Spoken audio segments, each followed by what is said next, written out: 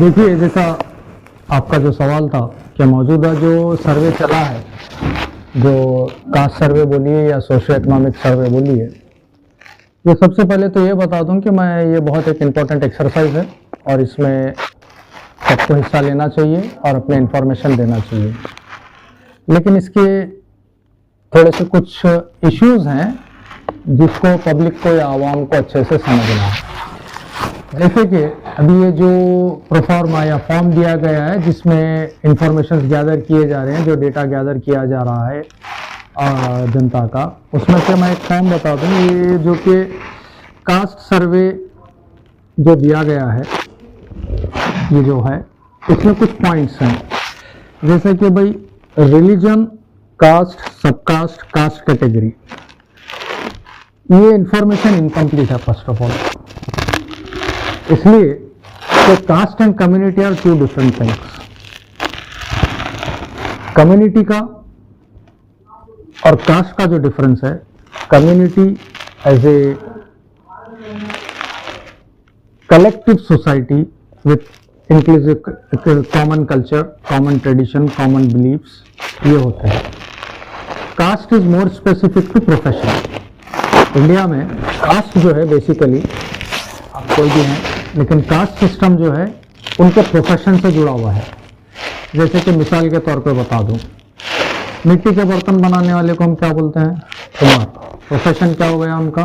मिट्टी के बर्तन बनाना।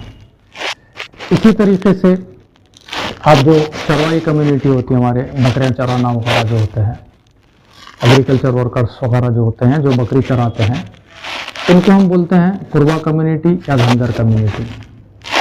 इसी तरीके से जो ड्रेन्स वगैरह, नाली वगैरह साफ करते हैं, इनको हम बोलते हैं हलालखोर या मृतक। अब ये देखिए, हर रिलीजन के लोग ये प्रोफेशंस में हैं। आप चाहे आज जो दलित स्टेटस में जो कम्युनिटी को काउंट किया जाता है, ये कम्युनिटी मुस्लिम्स में भी हैं, क्रिश्चियंस में भी हैं।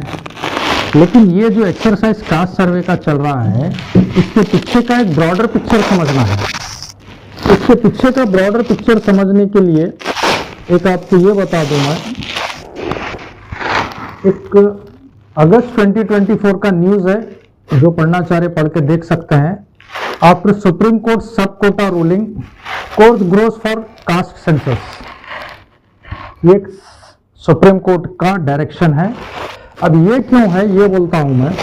इसके पीछे, ये कास्ट सर्वे के पीछे बहुत सारे कमिटीज बिठाए गए थे।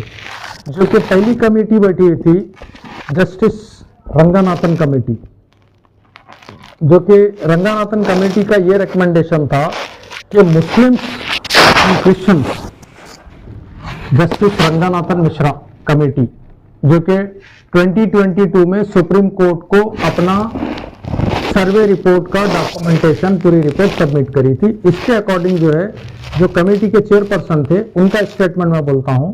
Justice Ranganathan Mishra commission in 2007 recommended that SC status should be given to the Dalit belonging to the Muslim and Christian converts। तो बात वाजे है। अब इसके बाद जो बीजेपी गवर्नमेंट का जो एक ये रहा, Pasmanda Muslim महाज, Pasmanda Muslim community को एड्रेस करते हुए, जो कम्युनिटी के साथ हमारे प्रधानमंत्री काफ़ी प्रेम का इजहार कर रहे हैं, उनके इश्यूज को एड्रेस करने का, लेकिन ये भाषणों में हुआ है, उसके अलावा कुछ नहीं। ये प्रधानमंत्री जी का स्टेटमेंट जो पसमानदा मुस्लिम तबके के लिए दिया गया। क्या बोलते हैं प्रधानमंत्री साहब? When I discuss plight of Pasmanda Muslims, PM Modi slams Congress SP in Aligarh. ये एक अपने इलेक्शन रैली में एक भाषण दिए हुए का उसका न्यूज है।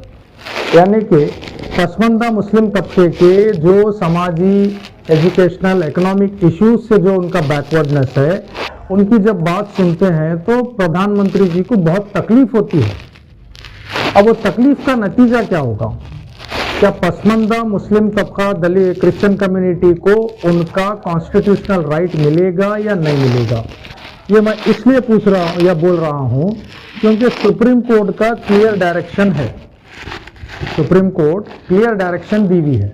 इससे पहले की पैनल में भी बैठी है, ये panel examines SC tag for all Dalit converts gets 1 year extension बोल के, मतलब 2022-23 में सेंट्रल बीजेपी गवर्नमेंट ने सुप्रीम कोर्ट में ये पिटीशन डाला कि हमको ये कमेटी फिर से एक्सटेंड करना है इनका टाइम पीरियड और इसका स्टडी करना है। जो पहले community justice Ranganathan Mishra commission की जो रिपोर्ट थी उसको रिजेक्ट करते हुए नई कमेटी बनाई गई जो कि जस्टिस बालकृष्ण साहब के अंडर में बिठाई गई। यानी कि जस्टिस बालकृष्ण साहब का तो ओपन स्टेटमेंट है कि Dalit belonging to other religion should be given the Dalit status reservation. अब ये देखिए, सुप्रीम कोर्ट जब 2023 में 24 में ये बोलता है कि अगर जो भी कमेटी का रिपोर्ट है इसके ऊपर इमीडिएट स्टेप नहीं होगा तो सुप्रीम कोर्ट अपना फैसला करेगी, क्योंकि इसमें एक चीज बोलती है supreme court, responding to additional solicitor general KM Nataraj submission, जो गवर्नमेंट ऑफ इंडिया के सॉलिसिटर जनरल सुप्रीम कोर्ट में जो पसमानदा मुस्लिम महाज के पिटीशन को रिप्ले में जो डाले थे, जो सेंट्रल गवर्नमेंट अपना एक कमेटी बनाई थी कि जो दलित कन्वर्ट्स हैं जो अदर रिलीजन एक्सेप्ट किए हैं other than Hinduism, Buddhism and Sikhism के अलावा जो रिलीजन है इस्लाम है या क्रिश्चियनिटी है, जो ये जो एक्सेप्ट किए हैं इनकी जो रिजर्वेशन कैटेगरी से दलित कैटेगरी से हटा के जो इनके साथ एक इनजस्टिस की जा रही है, ये इनजस्टिस को रोकने के लिए जो कमेटी बिठाई गई थी, वो कमेटी जब रिपोर्ट सबमिट करती है सुप्रीम कोर्ट को, वो कमेटी के रिपोर्ट के अकॉर्डिंग फिर सेंट्रल गवर्नमेंट अपना एक पिटीशन डालती है और 1 साल का एक्सटेंशन चाहिए बोल के नई कमेटी बिठाती है। और इसमें जब सुप्रीम कोर्ट ने जो पॉइंट्स को नोट किया है, मैं वो बात को रख दूं, रेस्पॉन्डिंग टू, यानी कि सुप्रीम कोर्ट जो रेस्पॉन्ड कर रहा है सेंट्रल गवर्नमेंट को, responding to additional solicitor general KM Nataraj submission that after rejection of the earlier report the court should wait for empirical data collected by the commission. The bench said, यानी कि supreme court said tomorrow there will be a different political dispensation, यानी कि कल आज जो हुकूमत है फिर ये कल बदलेगी, which may say that the report is not acceptable। फिर वो नई हुकूमत जो बनेगी वो ये बोलेगी कि वो पहले जो रिपोर्ट सबमिट की गई थी हम उसको एक्सेप्ट नहीं करते, फिर नया रिपोर्ट, यानी कि कमेटी बढ़ती रहेगी, रिपोर्ट बनती रहेगी, ऐसे ही चलता रहेगा।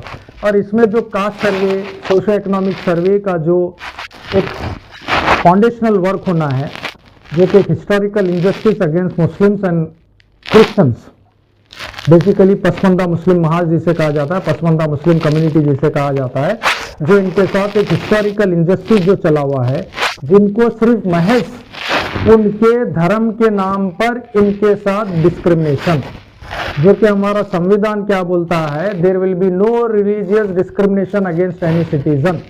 लेकिन यहाँ पे क्या हो रहा है, कॉन्स्टिट्यूशन के तहत ही डिस्क्रिमिनेशन किया जा रहा है।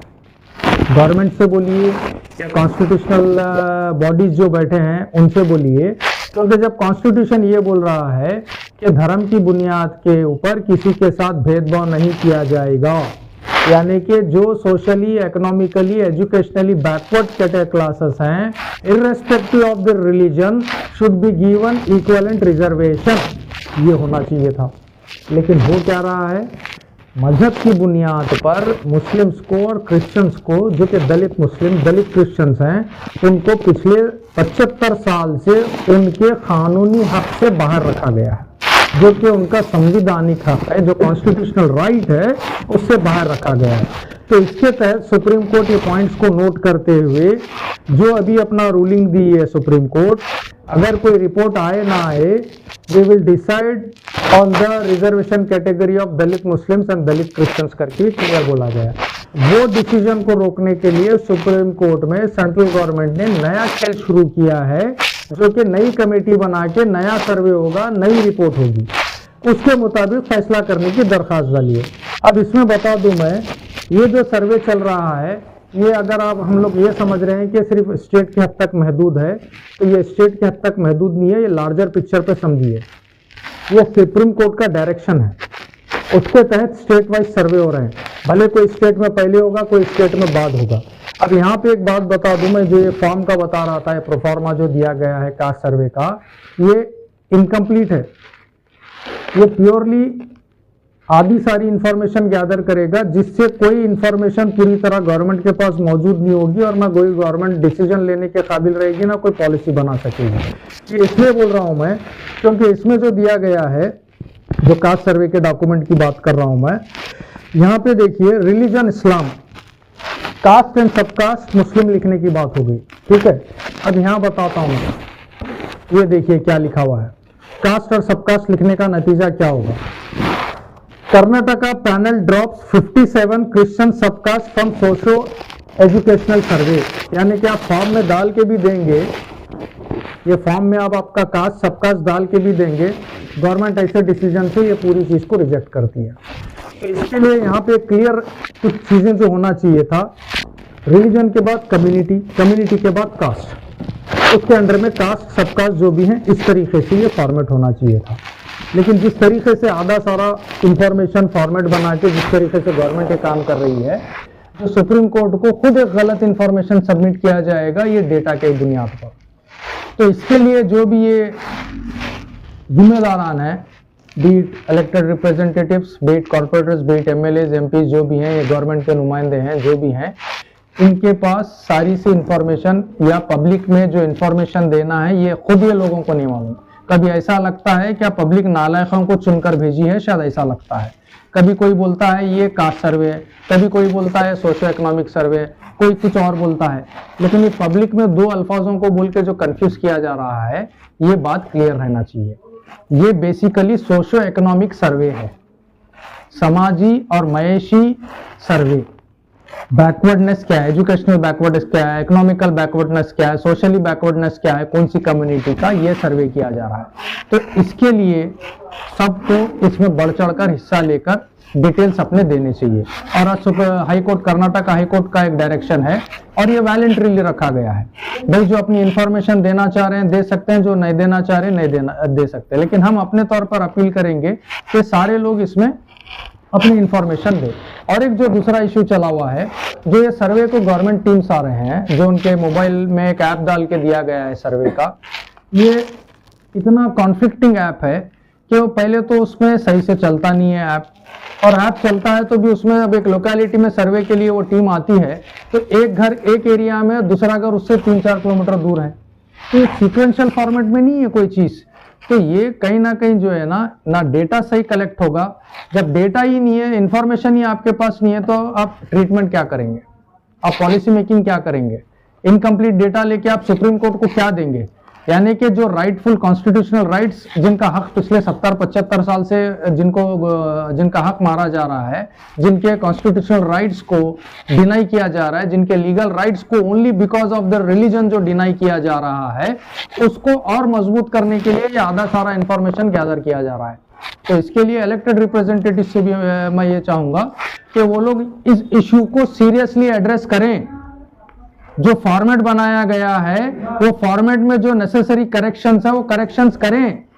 मुस्लिम is not a caste, Christian is not a caste, it is a religious community, ये क्लियर रहे। कास्ट इंडिया में प्रोफेशन के साथ जोड़ा गया है, कास्ट सबकास्ट जो भी बोलते हैं वो प्रोफेशन जो होता है उसके साथ जोड़ा गया है। अब कोई दलित कम्युनिटी है, कोई नाली साफ करती है, उसको जो है ना दलित रिजर्वेशन मिलता है, वही मुस्लिम या क्रिश्चियन नाली साफ करने के प्रोफेशन में है, ड्रेन साफ करता है, उसको और जो लीगल राइट है, उसका कॉन्स्टिट्यूशनल राइट है, उसको डिनाई किया जा रहा है 70-75 साल से।